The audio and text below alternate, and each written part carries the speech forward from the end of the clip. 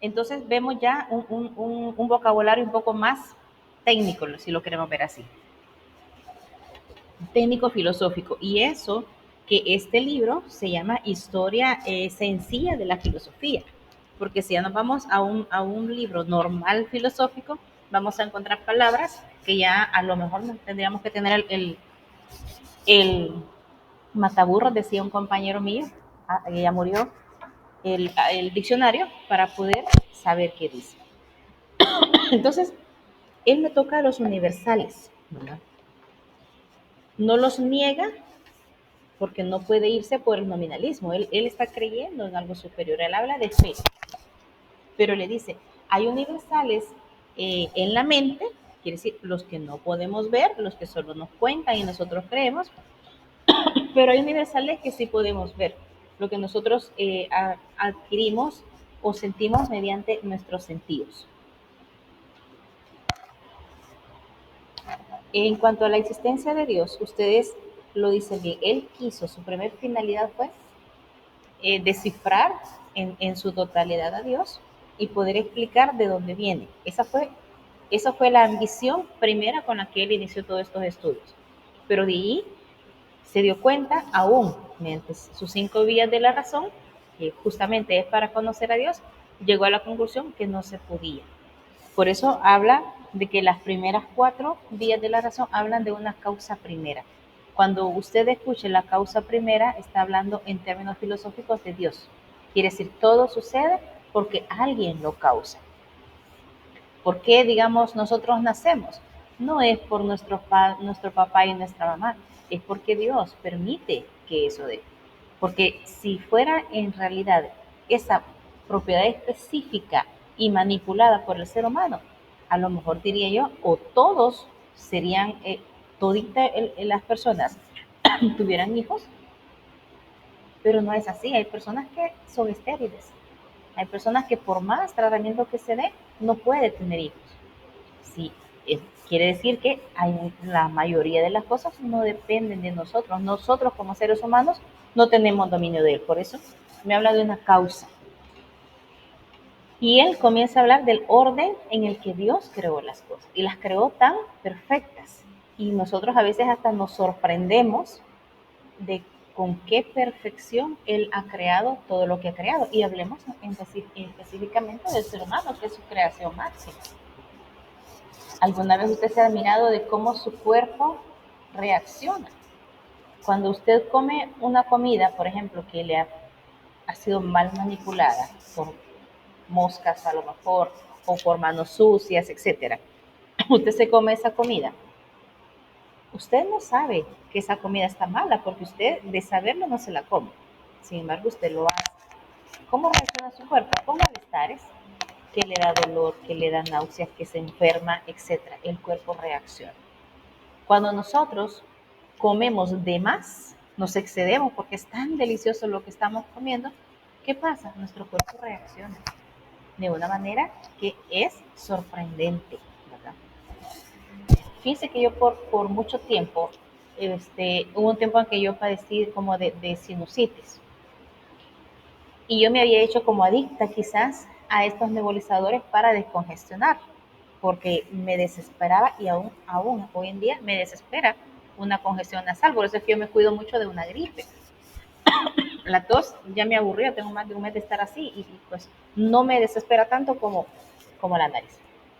Pero igual también hace tiempo, porque mi esposo tuvo un problema de corazón hace años, el cardiólogo vio que yo estaba usando eso. Estábamos en una consulta con él y él me explicó de que eso es dañino, que sí se puede usar en una emergencia porque realmente uno no respira.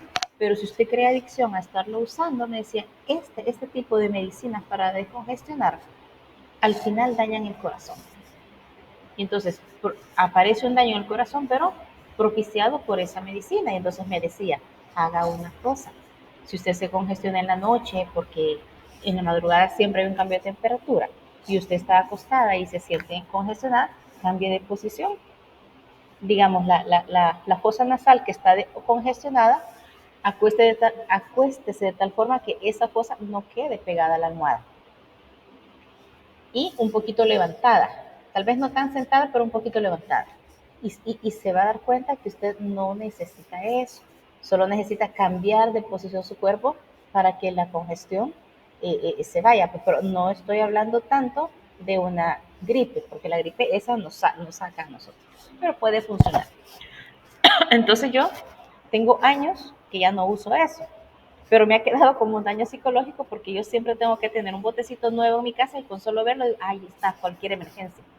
Pero en las noches, cuando yo sufro de esa congestión, con solo girarme, comienza a descongestionarse y al menos yo siento fabuloso el movimiento que se ve en el cuerpo y uno puede respirar. Y ahí es donde uno queda maravillado. El cuerpo humano está hecho con un funcionamiento tan perfecto que cuando falla es porque a lo mejor nosotros mismos no nos cuidamos, ¿verdad?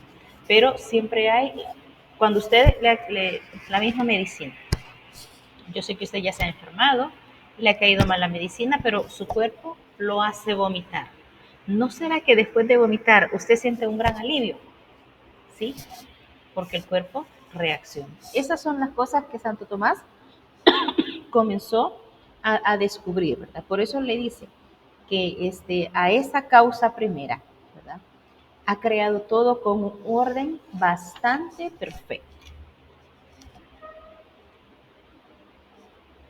Le dice, bueno, el mundo fue creado libremente por Dios de la nada y tuvo un comienzo en el tiempo, ¿verdad? Esto que les estoy diciendo casi siempre está subrayado. No, yo creo que sí.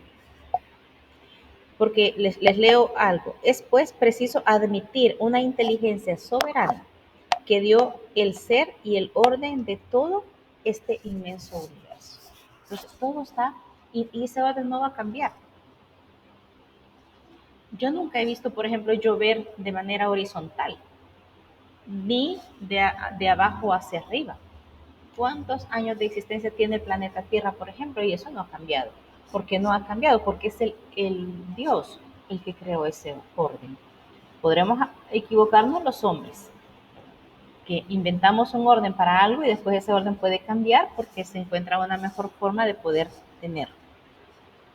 Me habla de cuerpo y alma, ya no el alma de la que me hablaba San Agustín, que obviamente ahí sí estamos de acuerdo, que es infusa eh, en el cuerpo del hombre desde su creación, sino que me dice, el alma es la que le da forma al, al, a la persona.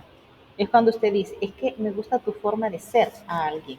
No, aquella persona no me congenio tanto con ella porque siento que es una persona un poco pesada, un poco grosera, pero hay personas que yo las considero muy dulcitas. Entonces, a esa descripción es a lo que Santo Tomás le llamó alma, porque es lo que le da forma de cómo son las personas. Y el cuerpo obviamente es la materia. Ya no lo describe como la prisión que decía San Agustín, que ella estaba metida el alma, luchando a escaparse porque quiere regresar a Dios, sino que el cuerpo es la materia. Veamos qué más hay por acá. La racionalidad determina en el hombre la libertad o libre albedrío. La racionalidad. Yo creo que ya había hablado yo con ustedes antes que a veces nos encontramos con personas que nos dicen a nosotros, mire, y entonces, ¿por qué existe el mal? ¿Por qué pasó tal desgracia? ¿Por qué existen los ladrones? ¿Por qué existen, diríamos, los terroristas suicidas en otros lugares del mundo?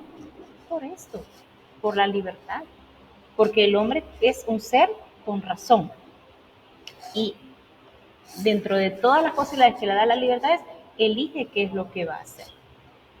Y vamos a ver más adelante, porque ya Santo Tomás se mete en lo que es el acto del hombre. Vamos a hacer una pausa, voy a dejar este libro, voy a agarrar otro para hablar sobre los actos.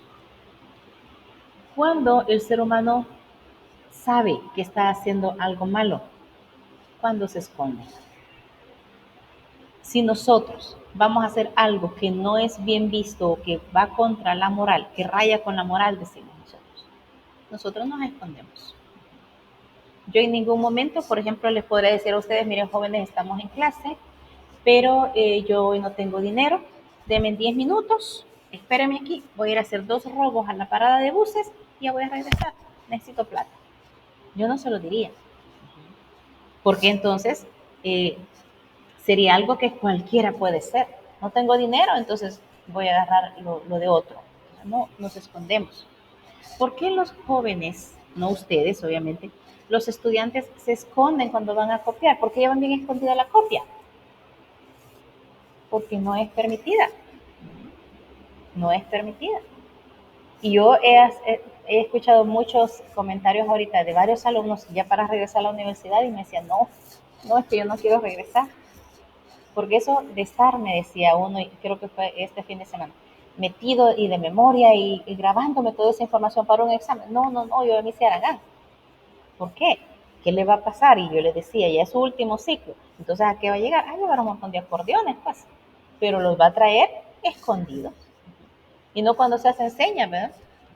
Solo le quieren jugar la vuelta al docente y hacen la copia. Entonces, se hace porque no está permitido. Entonces, el libre albedrío es el que el hombre elige, que lamentablemente a veces muchas personas son presas de estas malas acciones, por ejemplo, cuando han asaltado a alguien, cuando el mismo choque, cuando alguien choca, es a lo mejor porque viene uno que viene manejando imprudentemente, y vi uno hace como 2 días por mi casa, que el vehículo venía como a toda velocidad, como les explico, aceleraba, pero en el momento que aceleraba, el carro le hacía así, y de ahí bajaba la velocidad y volvía a acelerar y le hacía así. Lo más seguro es que ese tipo andaba borracho. Entonces, si él eligió estar borracho, ¿qué es lo que pudo haber causado más adelante? Chocar con alguien más. Y ese pobre fue víctima de una mala decisión de otra persona. Y así es como se mueve el mundo, como nos dice Santo Tomás. El hombre tiene un libre albedrío y es él el responsable de cómo le va en la vida, de las decisiones que él toma. Por eso le dice, por ese mismo hecho de pecar y también el merecer por sus actos. Quiere decir, cuando hacemos malas elecciones, solitos buscamos eh, llamémosle un castigo o una pena. Pero si nuestras acciones son buenas, viene un premio, un éxito. Por eso le dice, es según los actos de la propia vida, y también está subrayado, de salvarse o condenarse por su propia voluntad. Y eso es bien interesante. Si yo lo relaciono, aunque no es teología, pero como es una parte de filosofía cristiana, yo no sé si usted recuerda esta historia de la Biblia, porque no era una parábola, donde contaba en esa parte de la Biblia que los discípulos de Jesús andaban pescando, pero Jesús no estaba con ellos. La barca estaba lejos de la orilla, estaba en lo hondo, pero de repente vieron que sobre el agua iba caminando una persona. Al principio les dio miedo, pensaron a lo mejor que era un fantasma, pero cuando Pedro lo conoció y dijo, es el maestro, ya todos se alegraron y se pusieron a ver que él iba caminando sobre las aguas. Y Pedro, Pedrito, a mí me da risa por esa intrépido que fue, lo retó y le dice, si eres tú, permite que yo también vaya a caminar y vaya a llegar donde tú estás. Él también quiso probar lo que era caminar sobre el agua. Y le dijo Jesús, entonces ven, ven. Pedro se bajó y comenzó a caminar. Pero cuenta en la Biblia que se comenzó a hundir, porque él quitó las miradas de Jesús, le entró el miedo y se estaba hundiendo. Pero ahí no dice que Jesús inmediatamente se agachó para salvarlo, no. Fue hasta que Pedro alzó la mano y le dijo, ayúdame. Hasta que él hizo eso y le pidió ayuda, Jesús lo ayudó. Si Pedro, créame, no le pide ayuda, deja que se muera. Y entonces ahí está, es el hombre se va a salvar o condenar por la elección que haga, por su propia voluntad. Y ahí queda demostrado, aunque no es parte del tema, bueno, si pedimos ayuda, Dios siempre va a estar por ahí. Entonces, el pensamiento tomista, cuando yo les decía, cuando usted utilice, escuche o lea la palabra tomista, hace referencia a Santo Tomás de Aquino. No es una mera adaptación del aristotelismo a la fe cristiana, sino una prolongación de ella. Quiere decir que los escritos de Aristóteles, él los expurgó, los estudió, pero no dijo que era punto y final lo de Aristóteles. Fue como la introducción, llamémosle así, de toda la investigación y de todos los descubrimientos que vino haciendo Santo Tomás de Aquino. Le dice al final, el tomismo ha pasado a la historia como la sistematización más completa, original y sólida de la filosofía cristiana. Esto ya yo se los había anticipado. No existe en la Iglesia Católica un documento tan bien hecho, tan bien investigado y presentado como el de Santo Tomás. Y nosotros tenemos muy buenos investigadores, pero en otras áreas, pero específica de la iglesia, que relaciona a Dios, la libertad, la razón, con respecto al hombre, solo Santo Tomás. Permítame. ¿Se recuerda, José Armando, cuál es el apellido de Edwin? ¿Se recuerda?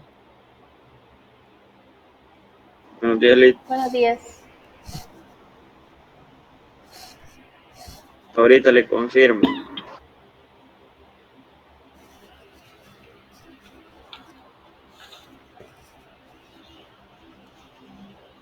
Bueno, si no, no se preocupe, como ya voy a pasar asistencia. Entonces no hay problema, no se preocupe. Entonces, esto era, aquí terminaríamos Santo Tomás. Para el parcial vamos a evaluar desde la primera clase, ¿se acuerda? Comenzamos con la división y todo eso, y vamos a llegar hasta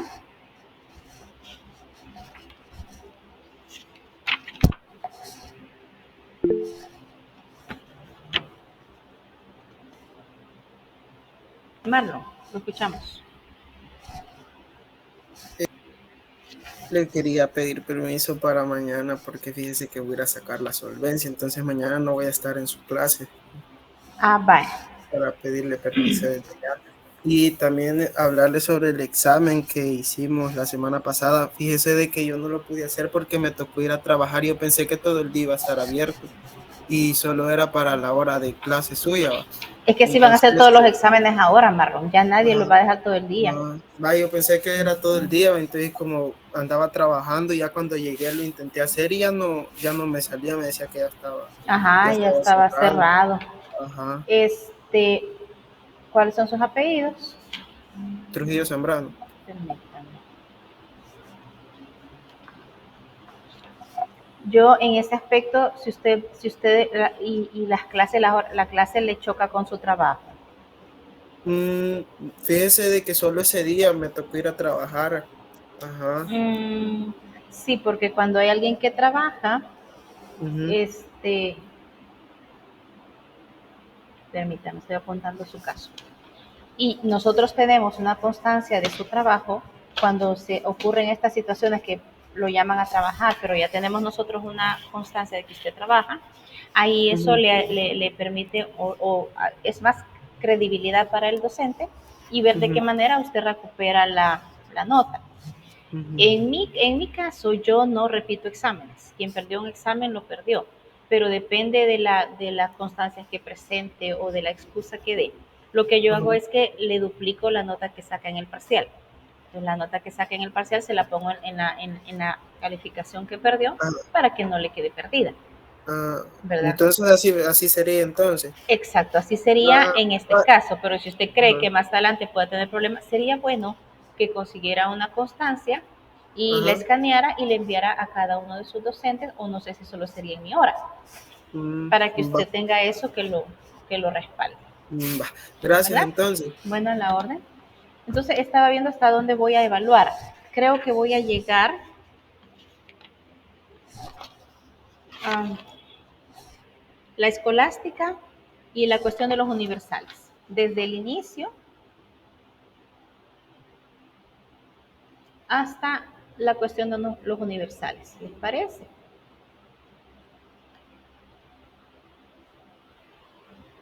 ¿O llegamos hasta Santo Tomás? No. Así como nadie me contesta, digo, entonces voy a hacer lo que yo pienso. Mejor nos quedamos con la cuestión de los La universales. cuestión de los universales. Muy Sí, bien. mejor con la cuestión de los universales. Vaya, muy bien. Y acuérdense que venimos desde el inicio, ¿verdad? Desde el inicio. Entonces les voy a tomar asistencia para este día, 22 de marzo. José Douglas. Presente, Eli. Gracias. Por cierto, el relato que estaba comentando está en Mateo capítulo 14, versículos 24 al 31, por si le gusta. Lo voy a gusta apuntar. leerlo. Es que yo me lo puedo, pero no la cita, pero me va a servir la cita. Mateo 14. Va, está bien. Sí, 24 al 31. Muchas gracias. Fernando Arturo. ¿No está Fernando Arturo? Carlos Emilio. Carlos Emilio nunca ha hablado, ¿verdad? Leslie Karina. Buenos días. Presente. Ahí está, Carlos. Ah, pues hasta hoy que lo escucho hablar. Permítanme, voy a parar la grabación porque no tiene caso que grabe.